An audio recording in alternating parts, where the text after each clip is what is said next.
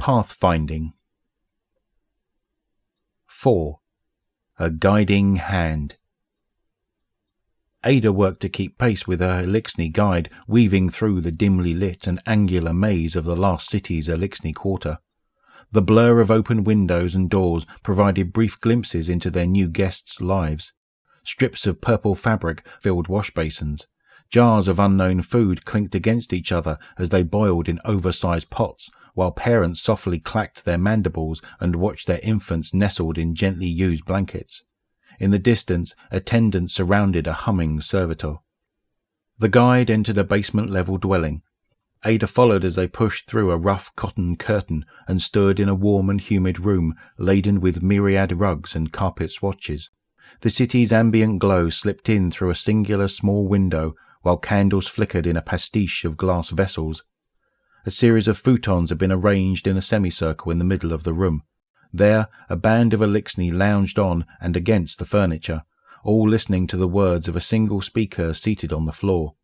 The air filled with guttural clicks and low growls that Ada could make no sense of.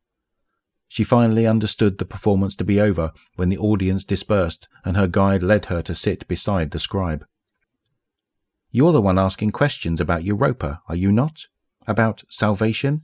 the scribe said. Ada frowned. "You speak our language remarkably well."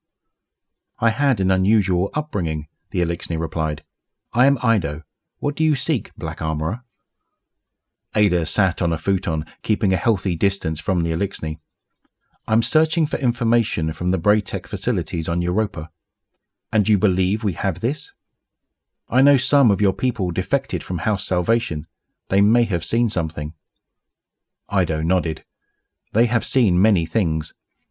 One of my forebears, a great weaponsmith, worked at the Bray facilities on Europa, but I only know a fraction of what she was doing there." "Ah," Ido said. "Always about guns." Ada frowned.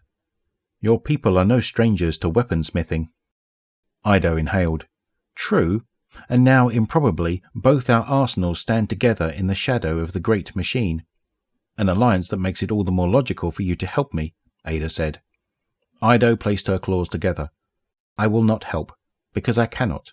No mentions have been made of anything related to your armory founders." Ada's gaze dropped to the floor. Ido cocked her head and observed the exo. Such despair. Maybe this was about more than guns after all? Ada paused briefly. "I lost something. A part of me." Ido nodded solemnly. "Your forges, yes?" "My whole existence was tied to the armory, to those forges. Without them, I feel without purpose." Ido finished the thought. Ada shook her head. "This isn't... I'm not sure you could understand." Ido chuckled. A guttural grunt combined with clicking teeth. "Our history is littered with the banners of lost houses. Most of us have worn more than one colour, knelt before kell after kell, hoping that they would be the last." She leaned closer to Ada. "Elixni understand the fluidity of purpose very well." "Fluidity implies a continuation," Ada replied. She sighed heavily. "But it seems my path is coming to an end." Clicks resonated in Ido's jaw. Devil's was a dead house until Eramis made it new. Mithrax was dusk, and now he is light. Paths only end when we stop walking. Ada studied the Elixni. "This is not the conversation I was expecting. If this settlement is going to work, it's probably best to break from old expectations," Ido said. Ada nodded and looked at the lights softly radiating through the window.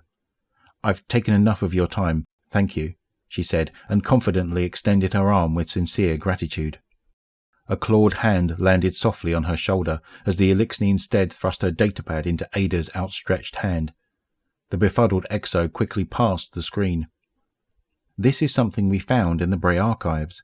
It is not what you were looking for, but it may help you decide where to walk next," Ido said.